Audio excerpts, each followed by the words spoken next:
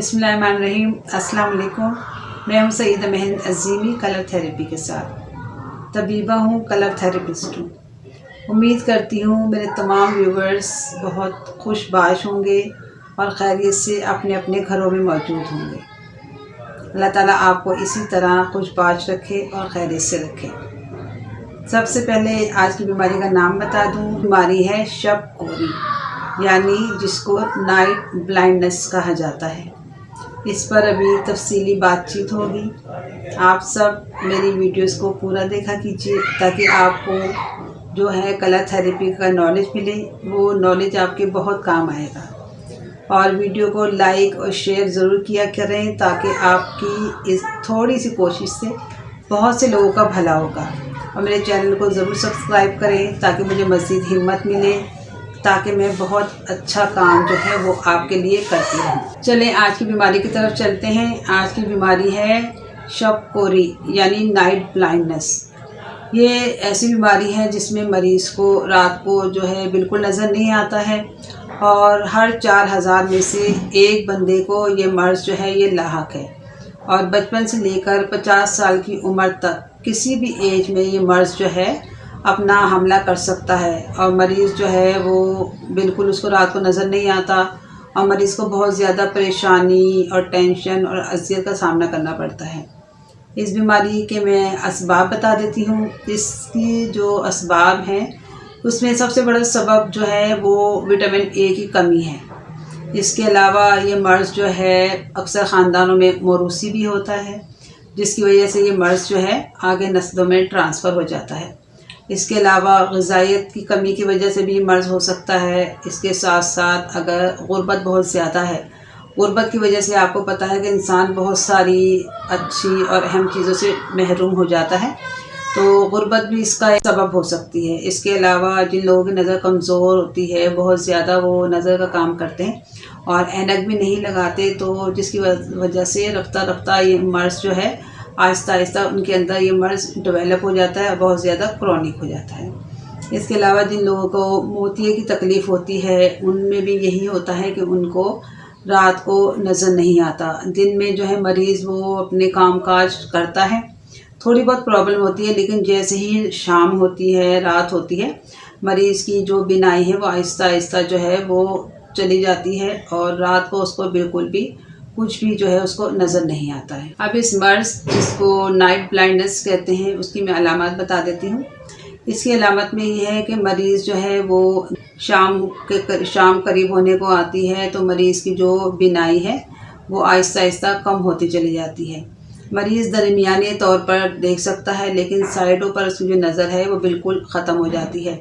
जैसे ही रात होती है मरीज़ को नज़र आना बंद हो जाता है, उसको बहुत ज़्यादा टेंशन होती है, तकलीफ़ होती है, मरीज़ अपने काम काज से रह जाता है और बहुत ज़्यादा उसे ज़हनी अज़ियत उठानी पड़ती है, परेशानी का सामना करना पड़ता है। जब अचानक आपके आँखों के सामने अंधेरा छा जाए और आपको कुछ भी नज़र ना आए तो आपकी क्या हालत होगी। तो वही हालत मरीज़ की होती है और मरीज़ जो है ना वो बहुत ज़्यादा तकलीफ़ और बहुत ज़्यादा परेशानी और अज़ियत जो है वो महसूस करता है। अच्छी बातें जो होती हैं वो अच्छे और सच्चे मोतियों की तरह होती हैं, उनको सुनकर और उनको अपनाना चाहिए ताकि हमारी ज़िंदगी के अंदर जो है मस्बत तब्दीली आए और हमारे अंदर जो है शुक्र के जज्बात पैदा हों। इंटरनेशनल रूहानी स्कॉलर मेरे रूहानी उस्ताद ख्वाजा शमसुद्दीन अज़ीमी साहब फरमाते हैं कि तमाम इल्हामी किताबों में अमूमन और कुरान मजीद में खुसूसन तफक्कुर करने पर ज़ोर दिया गया है, यानी कि जगह जगह गौर व फिक्र करने और तफक्कुर करने पर ज़ोर दिया गया है।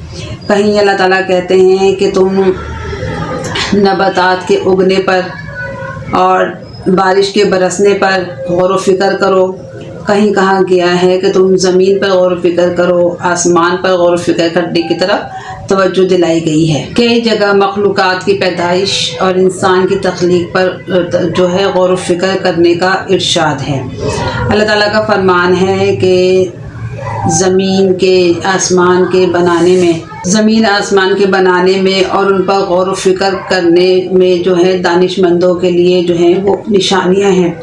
जो गौर फ़िक्र करते हैं, लेटे बैठे खड़े अल्लाह ताला की निशानियों पर गौर फ़िक्र करते हैं, और जो अहले इल्म हैं उनका ये वस्फ़ है कि उनके ऊपर तफक्कुर का यानी गौर फ़िक्र का जो है वो रंग चढ़ जाता है, और वो हर लम्हा अल्लाह ताला से ये कहते हैं कि अल्लाह ताला आपने इस दुनिया को बनाया है, आपने हमें बनाया है, तो हर चीज़ की तख्लीक जो है अल्लाह ताला आपने बेवजह नहीं की। हर चीज़ में आपकी हिकमत है, आपकी दानाई है, और इसी हिकमत और दानाई पर बार बार गौर फ़िक्र करने का हमें हुक्म दिया गया। मरीज़ को आपने मुक़व्वी ग़िज़ा देनी है, उसको दूध है, अंडा और उसके साथ साथ गोश्त है, चपाती है, वो आपको उसको दें। उसके साथ साथ उसको जूसेस दें, ताज़ा सब्ज़ियाँ हैं, सैलड है, ताज़ा फल हैं, इस तरह की चीज़ें मरीज़ को लाजमी दें। थोड़े बहुत आप उसको थोड़ी सी मिकदार में आप उसको जो है वो मेवा जात भी दे सकते हैं। इसके साथ साथ उसको कॉड लिवर ऑयल, जो आपको पता है मछली का तेल, वो लाजमी उसको 1 चम्मच दूध में डालकर उसको दें, ताकि उसके असाब, उसके जो पट्टे हैं, नर्व्स हैं, वो मज़बूत हो। इसके अलावा उसको ऑयली चीज़ों से आप ज़रा परहेज़ करवाएं, चीज़ें ऑयली चीज़ इस तरह की चीज़ें जो हैं उसको ना दें। इसके साथ साथ पानी में हमेशा कहती हूँ, पानी ज़रूर जो है हमारा बहुत अच्छा क्लींज़र है। पानी जो है वो 8 से 10 गिलास ज़रूर मरीज़ को दें। आपने क्या करना है, इसमें आपने ये है फ़िरोज़ी कलर की ऐनक, ये फ़िरोज़ी कलर की ऐनक है, ये आपने दिन में 2-3 घंटे लगानी है। इसके अलावा आप क्या करेंगे, इसके अलावा आपने 2 कलर के बल्कि 3 कलर के आपने पानी बनाने हैं। उसके लिए आपने शीशे की बॉटल लेनी है, 3 बॉटल्स ले लें। ये नीला सेलोफिन पेपर ये आप शीशा टेप से चढ़ा दें। इसके ऊपर जर्द रंग का चढ़ाना है, और इसके ऊपर चढ़ाना है आपने आसमानी कलर का। अब आपने स्टील के बर्तन में पानी उबाला, उसको ठंडा किया, उसके बाद आपने बोतल की नेक तक आपने ये पानी भरा। उसके बाद आपने एक लकड़ी के टुकड़े पर इन बॉटल्स को फासले से ना ऐसे रखना है कि एक का शेडो दूसरे पर ना पड़े। उसके बाद आपने क्या करना है, ये जो नीला पानी है ये आपने पीना है सुबह शाम आधा कप, ठीक है। और ये जो जर्द रंग का पानी है ये दोनों टाइम खाना खाने से आधा घंटा पहले आधा कप पीना है। और जो ये आसमानी पानी है ये आपने शीशे के, ये पानी जब आप बन जाएगा ना, इसको आप निकाल लें शीशे के एक बाउल में। उस बाउल के अंदर आपने बार सुबह शाम जो है ना, उस बाउल के अंदर 5 मिनट तक आंखें खोलनी है, बंद करनी है। बहुत खुश रहिए, दूसरों को खुश रखिए, अल्लाह ताला की नेमतों का शुक्र अदा कीजिए। अल्लाह ताला आपका निगहबान हो। अल्लाह हाफिज़।